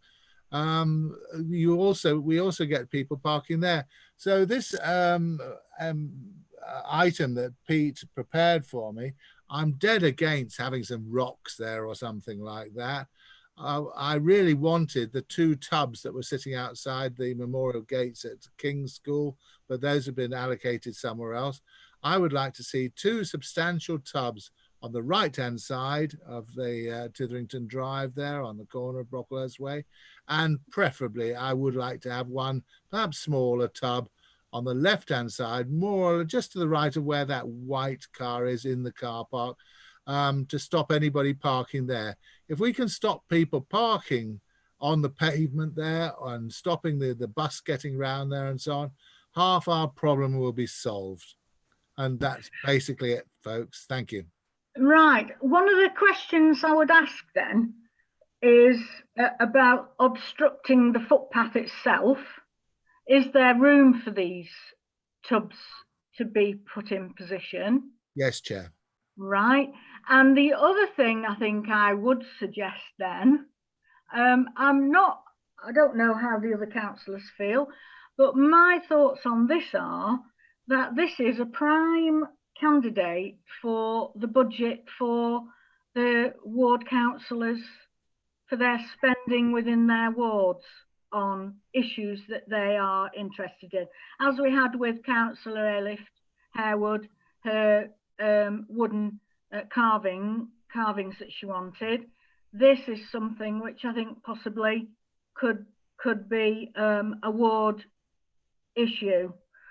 I have concerns about it because of just how substantial the footpath is in that area. If you want really big, those big planters, they are very heavy. But there's maybe something to be done. What I would say really, as a Cheshire East councillor, this is an issue with Cheshire East Council. They are the highways authority. And, you know, there's double yellow lines could be put in, unless there are already double yellows, I don't know. It seems like you've not had any luck with Cheshire East. And so, you know, you're coming to us as a town council. And really, it isn't, highways are not our area, to be honest with you, David. So I think that, to me, that would be the option, is to approach it via your ward budget. But I don't feel that services can help you. Now, other councillors may wish to say something. Just trying to get everybody up so I can see you all. Does anyone else want to say anything on this? Do you disagree with me or agree with me? Yes, Councillor Bennett Wake. Yeah, my 2 initial thoughts was, first of all, I thought it was a highways issue. So I agree with you there, Councillor Jackson. And secondly, similar problem in some parts of Hertsfield is that the issue is getting a wheelchair or a pram past if you're going to put another obstruction on the pavement. That would be my concern. But my initial reaction is that it's a highways issue. I think you need some double yellow lines around the corner. Okay. Yes, Councillor Wilson. Yes, thank you. And we have a similar situation in Macclesfield South regarding parking outside the Co-op on London Road. And not only do people drive over the pavement to park right outside the co-op when there's a perfectly adequate car park behind the store, there have been some near misses. It's across the road from where I live, and every time, I'm not a regular visitor to the shops at the moment for obvious reasons, but when I do go, I am asked by both staff and customers alike to try to deal with it. And to be honest with you, what we have done as South Ward councillors is we've raised the issue with the Area Highways Group, because the actual problem we've got outside the co-op is who owns the land. It's a bit like, where do we put our toilet? So I think the first thing, I really do think it should be an area highways group matter to be consistent in terms of highways policy. And the second issue is, I think we have decided that we are going to have a budget for each ward for this type of thing. And we're going to accommodate that in the budget for 2021-22. And so I would like us to be consistent with the decision that we took at our last meeting, where we said we referred a matter where another councillor was asking for a chainsaw sculpture for their ward to this process. So my view is it's fair. It's fairer to treat these matters in the same way. And so I would be supporting that course of action, but I would be recommending, in view of my experience, talking to Highways and the Area Highways Group. I think they do have small funding for this type of thing. But I've learned by my experience that who owns the land is quite key. And I think, I'm certain that Councillor Edwards has looked into all of that. But I would prefer us to be consistent in our approach about ward-based items, so it's fair to all councillors. Yeah, thank you. Yes, David, yes. Shall I just finish up on this, Chair? Just to say that we've done an awful lot in this area of tidying it up. We've resurfaced the car park, we've tidied up the verges, we've trimmed up the trees and so on. It's a much, much nicer place than it was. We do have railing tubs or troughs or whatever you call them along there. We've got one carousel, and really this was intended to be just an addition to our flowers, killing two birds with one stone. It solves the problem of the traffic, and it enhances our beautiful flowers there. They were a little bit skinny. I got away with what I could last year with, I think it was 6 or 7 troughs, and I thought that I'd put in for some more this year. You mentioned about the weight of them. I'm quite happy to have smaller ones. You also mentioned about the width of the pavement, about wheelchairs getting past and so on. There is plenty of space. In fact, you wouldn't believe it, but when they put all this cabling in, it does appear that they widen the footpath. If we could just stop them putting these 4x4s and so on that sort of bend bit there and just near the car park, it really will solve our problems and make the area more beautiful. So I don't really see a problem. You all know the problems of going to highways and how long it takes to get yellow line. Councillor Edwards. Yes. We are not in the position of making Cheshire East Highways life easy. No. Right. I'm very happy to be for their own backs. And honestly, yeah. you've had the view from this council, this services committee, as far as I'm concerned. Fair enough. No action. I'm aware now that we're into standing orders now. So, my view is it is not an issue for services. It's a particular ward issue, and if you wish to have these tubs for your ward, then you look at it from within your budget. Please, there is still an option when we look at the florals, and if we are increasing the budget with florals and we're increasing the area, then there is a possibility then. But it will be on a fair distribution around the wards. You know, it's not he who shouts loudest gets it. I'm not into that. I don't play No. those games. I'm very happy to have my share. Yes. So it's no action. So we're going to go with no action here with this one. With your advice is to look at what you can do with your ward budget when that comes through. Good. So we are past 9 o'clock, I'm afraid. So is everyone happy to, yes, Councillor Wilson? I'm happy to move the extension of standing orders for 10 more minutes, Chair, so we can complete this evening's agenda as we're so nearly there. Yeah, thank you. Got a seconder of that. Is that you, Councillor Bucket, Councillor Bennett? Yes. Right, thank you. So we suspended standing orders for 10 minutes. Okay, Councillor Wilcock, for your item, which is about the website photo competition. Thank you very much, Chair, and thank you, Councillor Wilson, for extending the meeting for me. So essentially, as communications champion, I've been in contact with the civic officer who's been looking at regenerating the Macclesfield Town Council website to increase accessibility for all. Within this, I had an idea of possibly, as Councillor Warren, who seems to have vanished at the moment, he did the garden competition. I was just thinking, is there any way that we might be able to extend the competitions for the current COVID or whatever going forward, just to try and get people's view of the town from their own perspective by photograph.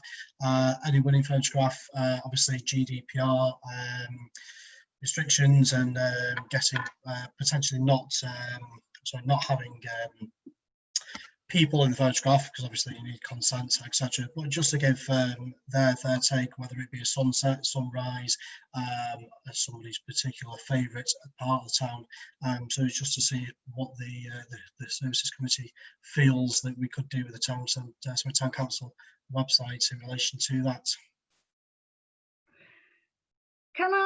I'll just come in here. I do have a concern about it for the officer time that might be taken with this. That's the only thing. I think the idea is great, but I do have a concern with the amount of time that might be taken up with officer time. Maybe not so much with the actual photos coming in. I mean, you can put those somewhere, I suppose. You know, we can deal with that maybe. But it's actually updating the website. I know there's a lot of work involved with what's being done on the website as it is now, and I just have a concern about all the work that all the officers are under at the moment, with the change of staff, new staff, one thing and another. That it, you know, maybe it's something we could choose another time for. That's the other option, to maybe just think, can we put it back a little? In principle, yes, but maybe we haven't got the time at the moment for it. So that's the other thing. But I'll open it up. So, Councillor Puttick. Thank you, Chair. I'm wholeheartedly supportive of this. I mean, I've been saying this for, since I think it's a photos are a brilliant way to document the life of the town and the life of the council.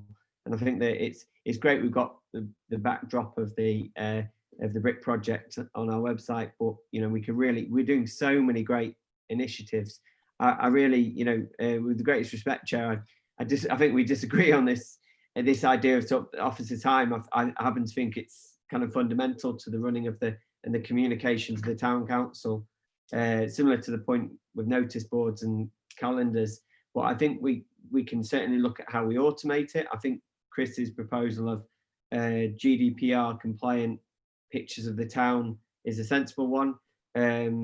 As a web developer, that's a great way to run a website, because then you can use nice backgrounds and things like that. But I think that we can do it quite cheaply and effectively. I am very much aware of officers' time, and And I think that, you know, potentially in a post-COVID world, we need to be discussing about how we, you know, we look at our policy, this for the finance committee, but our policy with sort of, you know, employing, experts and people who might be able to help with social media and other things. That's another conversation, but I'm very supportive of it, and I second the proposal if someone's going to make it.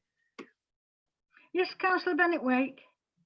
Yeah, just very quickly, there's a lovely gentleman who's doing some video work for Helena for all the work that we did during the COVID lockdown, and he's an amazing photographer. He put some amazing photographs on the Herdsfield community website, and I think that I like the idea of the community being involved in the town. With the town council, and it's their town where they're counselling to get that involvement. I think, although it's been a challenge, the lockdown, and heartbreaking in some respects, that to get people to value what is theirs anyway, because the land belongs to everybody, that those views belong to everybody, that, you know, to include that is a fantastic idea, and I really welcome that. And, you know, if we can help out in any way, help officers out in any way by sorting pictures of our wards, I'd be happy to do that. I might take a few photos myself. Any other comments? So, right, mindful of the time. Christy, I think you did you not want to come back? Yeah, I did. Just something you were saying about officers' time. Again, with the respect of the website being updated, I'm aware that the civic officer, she said she's able to do some of the items herself. Anything else major work to the website is going to be outsourced to a company. So, in respect to that, I don't think her time would be taken up as much as potentially people may have thought. So just like to make that comment, if I may. Okay, right. So we're just about on time now. So if we take a vote on that, then on those in favour of the competition. Any against? I'm abstaining. Okay, so that's in favour. So that's been approved. Okay, right, and that's it. That's the end of the agenda. The next meeting will be on 7th of September at 7 o'clock, Monday the 7th of September. So probably still using Zoom, but we have to wait and see how things develop. So thank you, everybody. It's been a very productive meeting, and I'll see you on. Okay, bye. Thank you, Chair.